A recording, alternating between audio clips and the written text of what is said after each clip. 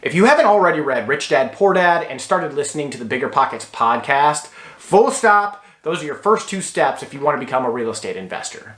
In the beginning, don't go buy an expensive mentorship or coaching program. You want to immerse yourself for 6 to 12 months in all of the free or inexpensive resources you can find. These are books at the local library, podcasts, and YouTube videos. Spend all the time you can on those 3 free resources until you build up your vocabulary and start to hear the same real estate concepts over and over and over again.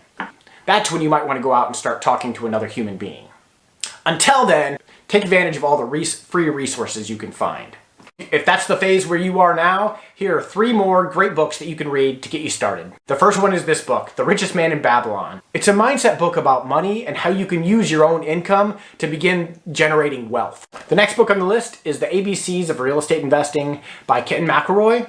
This is a good overview book on getting started. It talks about some of the different property types, some of the marketing that you'll need to do to get those properties under contract, how you can do your due diligence, find your funding. It really gives you a nice overview of what you'll need to do as you're getting started.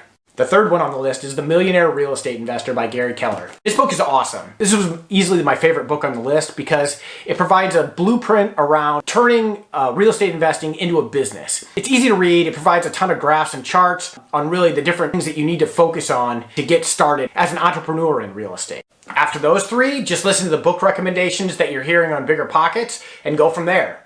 Once you understand the vocabulary and start hearing the same strategies and concepts over and over again, then you're ready for market selection and to start networking within your market, and I'll cover that piece in the next video.